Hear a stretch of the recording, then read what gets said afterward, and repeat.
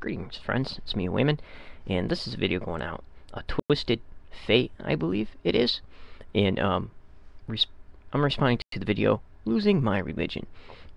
And I'm on the webcam because if I took the cool HD video, it would take like 2 hours to upload. I don't want to deal with that. So, I myself, you don't even have to approve this video if you don't want to. I know you're probably in a really delicate situation. And but I just wanted to say, really enjoyed your thoughts, and even though I don't enjoy what you're going through, voicing your thoughts and hearing yourself talk is therapeutic in some ways. I myself came out of evangelical fundamentalism, and after I came out, I got the retaliation, and you have to put on rhino skin. And what I realized was that you need to know what they know and more. So don't stop reading the biblical literature. I would say, forget everything that you learned previously, take it and read it again. Because a lot of times, views are shaped by fundamentalism, and worldviews are shaped by fundamentalism. Therefore, when you read the biblical literature, you will even you may not agree with fundamentalists, but you will read it in that light. So it takes some time of clearing your mind of fundamentalism and rereading the literature.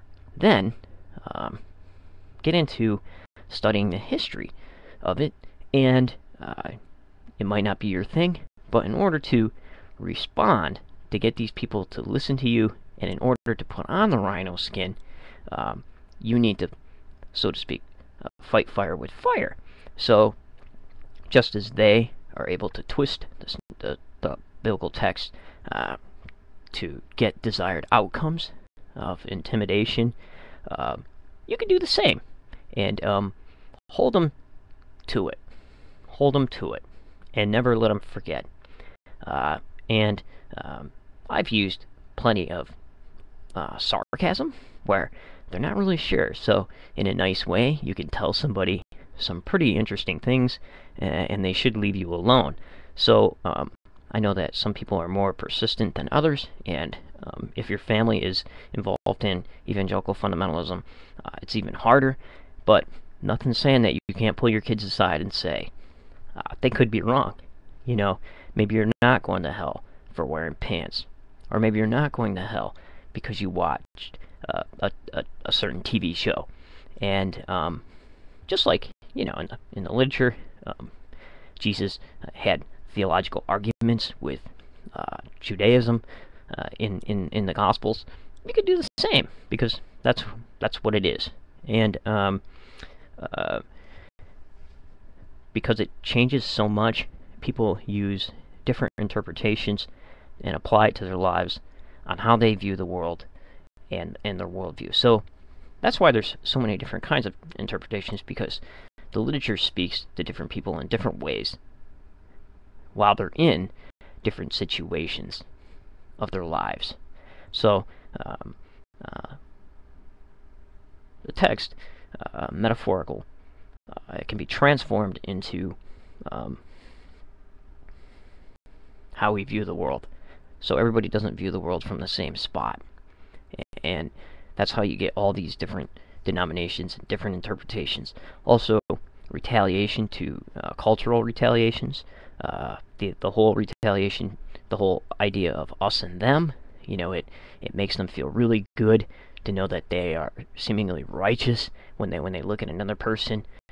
You mentioned tattoos and things. So that's why they bring that up. You know, he has a tattoo, but I don't. So, you know, that equals to the guy who stands and says long prayers in public, you know, out loud so everybody can hear. That's what they're doing, and they love arm twisting and things. But you can do the same.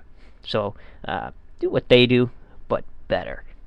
And it may seem kind of vindictive, but if you're going to stay in the situation, I found that it's a nice way to still stay in the situation if life demands you to, and still be able to cope. So know what they know and more, and you don't have to be cowed into everything. This video is not meant to get you to leave church or even change your mind. It's just some tips. I had a youth group, sent them to church camp. It was a evangelical fundamentalist church camp, and I had to work Saturday. Came back to pick them up, and they're crying. I said, why are you crying? They said, oh, my camp counselor told me that I was going to go to hell if I wore pants. And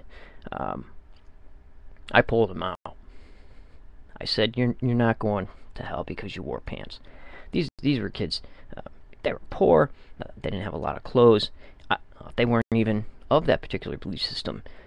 I was bringing them in as visitors. So they didn't even commit to anything yet, and they were already being badgered. So I had a few things to say about that, and just left because I couldn't deal with all the added on and extra stuff.